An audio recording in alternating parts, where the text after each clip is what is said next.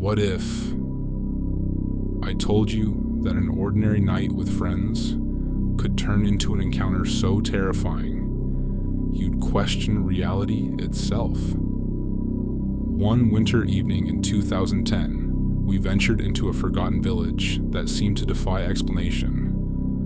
But what happened there isn't something I'll ever forget.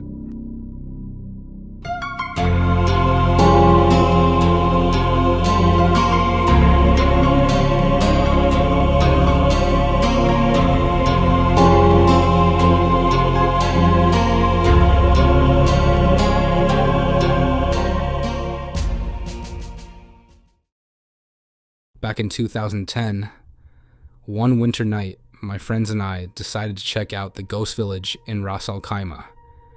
It was around 11 p.m. by the time we arrived, and there were 8 of us in 3 cars. We spent some time walking through the village, checking out abandoned houses and eerie, empty streets. At first, we thought the place was harmless, just another deserted spot in the middle of nowhere. But as the night went on, we decided to take it up a notch and prove how fearless we were. So, in the dead of night, we got out of our cars in the middle of the village to have a smoke. In the midst of the smoke break, one of the guys, let's call him Alex, downloaded a ghost hunter app. The kind of app that's supposed to pick up on paranormal energy. We laughed it off at first, but then the app showed a spike in activity at a particular spot on the map. Curiosity kicked in, and we decided to check it out. The map led us to an abandoned mosque, standing alone in the dark, under the moonlight. This is when things started to get a little too real. I mean, out of all the places in the village, why did the app point us to a mosque? It didn't sit right with us, but 3 of us, being the bravest, or maybe the dumbest, decided to head toward it. The rest of the group stayed behind and watched us walk off with the phone torches, lighting our path.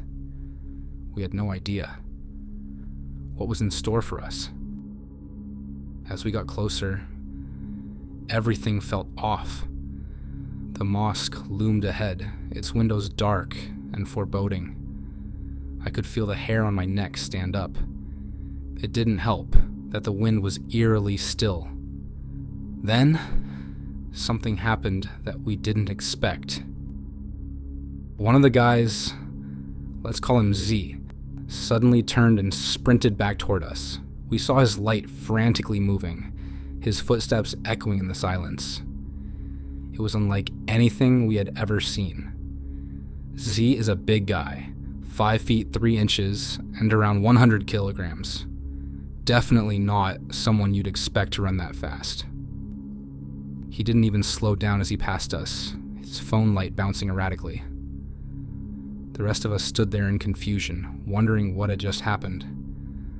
When the others caught up with Zed, they asked him what was going on, but he just kept repeating, "I don't know, I just freaked out and ran." We thought he was messing with us. But then, the most bizarre thing happened.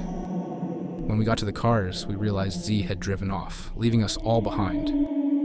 We quickly jumped into our own cars and followed him. A couple of kilometers down the road, we spotted Z's car parked on the side, his doors wide open. Z was sitting in the car, but his body was half outside, and he had thrown up all over the road. He was drenched in sweat, his face flushed like he was burning up with fever. We asked him what happened, and what he said next sent chills down our spines. I got up to the mosque, and as I got closer, I just felt this overwhelming unease. It felt like something was whispering in my head. As I stepped inside the mosque, it became clear.